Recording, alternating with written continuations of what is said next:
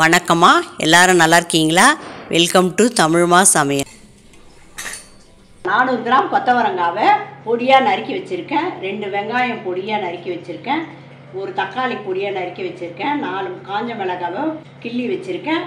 5 பல்லு பூண்டை நசுக்கி வச்சுருக்கேன். கொஞ்சம் கருவேப்பிலை கழுவி வச்சுருக்கேன். மிக்சியில் போட்டு கொஞ்சம் தேங்காவை பொடி பண்ணி வச்சுருக்கோம். இப்போ நம்ம செய்ய போகிறது கொத்தவரங்காய் பொரியல். அது எப்படி செய்யணும்னு பார்க்கலாம் வாங்க. ஆன் பண்ணி கடாயை வச்சாச்சு. கடாய் காஞ்சிச்சு. இப்போ 2 டேபிள் ஸ்பூன் எண்ணெய் ஊற்றிக்கலாம். எண்ணெய் காஞ்சிச்சு. 2 ஸ்பூன் கடுகு போட்டுக்கலாம். 1/4 ஸ்பூன் சீரகம் போட்டுக்கலாம். கடுகு பொரிஞ்சிச்சு. இப்போ 1/2 டேபிள் ஸ்பூன் உளுத்தம்பருப்பு போட்டுக்கலாம். உளுத்தம்பருப்பு வறுந்துடுச்சு. இப்போ 4 காஞ்ச மிளகாவை போட்டுக்கலாம். நசுக்கி வச்சுருக்கேன். 5 பல்லு பூண்டு போட்டுக்கலாம். பொடியாக நறுக்கி வச்சுருக்கேன். 2 வெங்காயத்தை போட்டுக்கலாம்.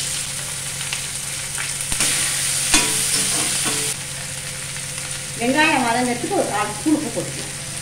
வெங்காயம் வதங்கிடுச்சு. பொடியாக நறுக்கி வச்சுருக்க ஒரு தக்காளியை போட்டுக்கலாம். கொஞ்சம் கருவேப்பிலையை போட்டுக்கலாம். வெங்காயம் தக்காளி எல்லாம் நல்லா வதங்கிடுச்சு. இப்போ பொடியாக நறுக்கி வச்சுருக்க கொத்தவரங்காவை போட்டுக்கலாம். கொத்தவரங்காய் வதங்கிடுச்சு. 1/4 ஸ்பூன் மிளகாத்தூள் போட்டுக்கலாம். இது பெரிய ஸ்பூன் உள்ளதுனால இதில் 1/4 ஸ்பூன் போடுறேன்.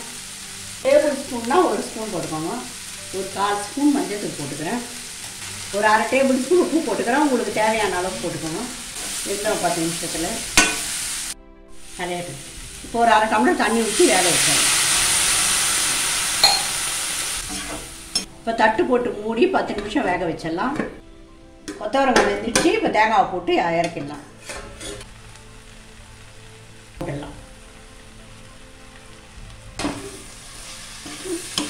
கொத்தவரங்காய் செஞ்சு சாப்பிட்டா உடம்புக்கு ரொம்ப நல்லது.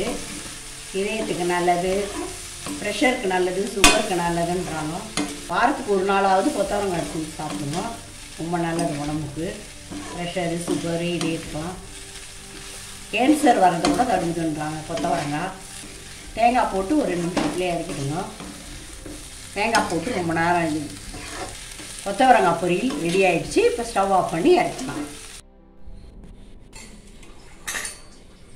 இந்த வீடியோ பிடிச்சிருந்தா நம்ம சேனலுக்கு சப்ஸ்கிரைப் பண்ணி சப்போர்ட் பண்ணுங்கம்மா.